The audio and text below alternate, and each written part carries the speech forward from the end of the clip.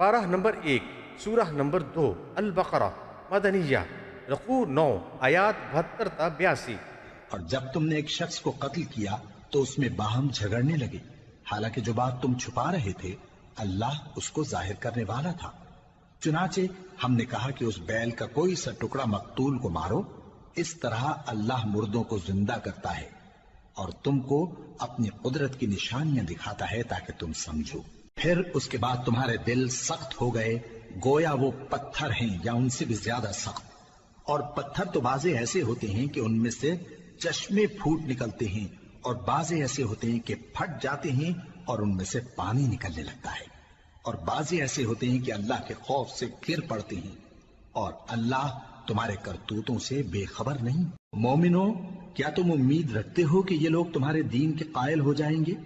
حالانکہ ان میں سے کچھ لوگ کلام اللہ یعنی تورات کو سنتے پھر اس کے سمجھ لینے کے بعد اس کو جان بوجھ کر بدل دیتے رہے ہیں، اور یہ لوگ جب مومنوں سے ملتے ہیں تو کہتے ہیں ہم ایمان لے آئے ہیں، اور جس وقت تنہائی میں ایک دوسرے سے ملتے ہیں تو کہتے ہیں جو بات اللہ نے تم پر ظاہر فرمائی ہے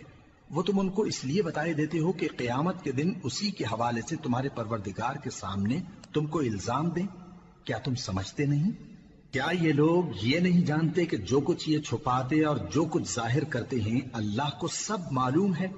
اور بعض ان میں ان پڑھ ہیں کہ اپنی آرزوؤں کے سوا اللہ کی کتاب سے واقف ہی نہیں، اور وہ صرف اٹکل سے کام لیتے ہیں۔ سو ان لوگوں پر افسوس ہے جو اپنے ہاتھ سے کتاب لکھتے ہیں اور کہتے یہ ہیں کہ یہ اللہ کے پاس سے آئی ہے تاکہ اس کے عوض تھوڑی سی قیمت یعنی دنیاوی منفعت حاصل کریں۔ سو ان پر افسوس ہے اس لیے کہ بے اصل باتیں اپنے ہاتھ سے لکھتے ہیں، اور پھر ان پر افسوس ہے اس لیے کہ ایسے کام کرتے ہیں، اور کہتے ہیں کہ دوزخ کی آگ ہمیں چند روز کے سوا چھو ہی نہیں سکے گی۔ ان سے پوچھو کیا تم نے اللہ سے اقرار لے رکھا ہے کہ اللہ اپنے اقرار کے خلاف نہیں کرے گا، یا تم اللہ کے بارے میں ایسی باتیں کہتے ہو جن کا تمہیں مطلق علم نہیں؟ ہاں کیوں نہیں، جو برے کام کرے اور اس کے گناہ ہر طرف سے اس کو گھیر لیں تو ایسے لوگ دوزخ میں جانے والے ہیں اور وہ ہمیشہ اس میں جلتے رہیں گے، اور جو ایمان لائیں اور نیک کام کریں وہ جنت کے مالک ہوں گے اور ہمیشہ اس میں عیش کرتے رہیں گے۔